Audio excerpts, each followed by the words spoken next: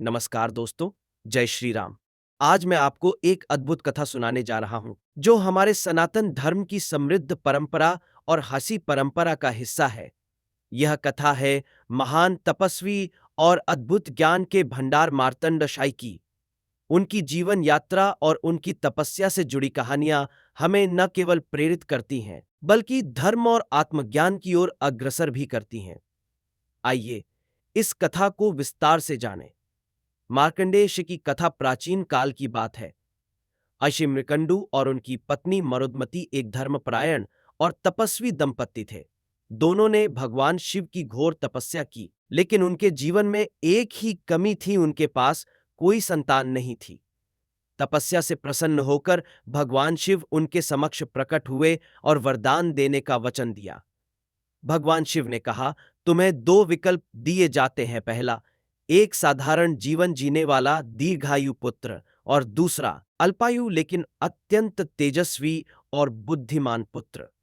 ऋषि मृकंडु और उनकी पत्नी ने अल्पायु लेकिन तेजस्वी पुत्र को चुना। शिवजी ने उन्हें वरदान दिया और कुछ समय बाद मरुदमती ने एक दिव्य तेजस्वी पुत्र को जन्म दिया, जिसका नाम मार्कंडेय रखा गया। मार्कंडेय बचपन से ही तेजस्वी और अत्यंत मेधावी थे। वे वेदों और शास्त्रों का अध्ययन कम समय में ही पूर्ण कर चुके थे। उनका व्यवहार अत्यंत विनम्र और उनकी भक्ति भगवान शिव के प्रति अटूट थी। लेकिन मृकंडु आशी और मरुदमती के मन में एक दुख था। उन्हें पता था कि मार्कंडेय की आयु केवल 16 वर्ष की है। जैसे जैसे उनका पुत्र बड़ा हो रहा था, उनका हृदय चिंता से भरने लगा। 12वें वर्ष के आते आते मृकंडु साइत ने मार्कंडेय को उनकी अल्पायु के बारे में बता दिया, लेकिन यह सुनकर भी मार्कंडेय विचलित नहीं हुए। उन्होंने भगवान शिव पर अपना विश्वास और अधिक दृढ़ कर लिया।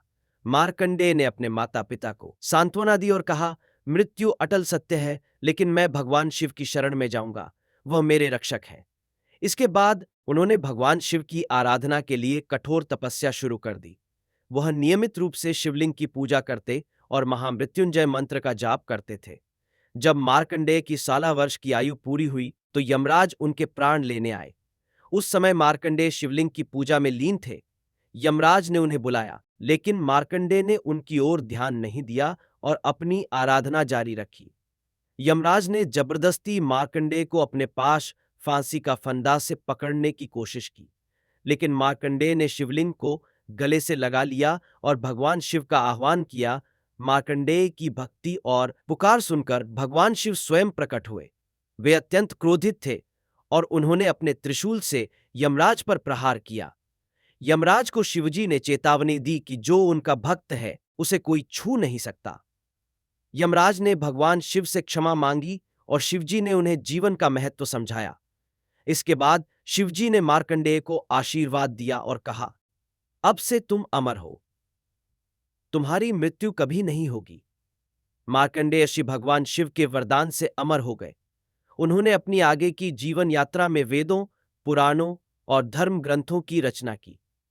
उनके द्वारा लिखे गए मार्कंडेय पुराण में धर्म, नैतिकता और जीवन के रहस्यों का वर्णन किया गया है। मार्कंडेय की कथा से सीख भक्ति की शक्ति, सच्ची भक्ति और विश्वास के बल पर कोई भी कठिनाई को हराया जा सकता है। मृत्यु का सत्य, मृत्यु अटल सत्य, लेकिन आत्मा अमर है। भगवान की शरण में जाने से भय का नाश होता है। कठोर तपस्या का महत्व, अपने लक्ष्य को पाने के लिए तपस्या और समर्पण आवश्यक है।